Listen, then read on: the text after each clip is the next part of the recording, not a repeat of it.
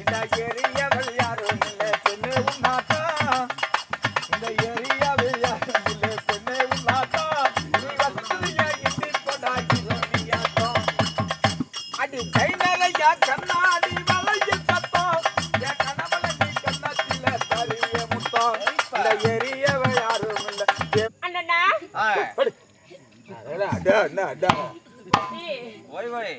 கூப்பிட்டு என்னமோ நாய்க்கு வர மாதிரி வருது அவனுக்கு. பிடிக்காது நாய்க்கு வராப்லயே வருது. எப்படி என்ன பண்றது? சரி கோமாளி மாமா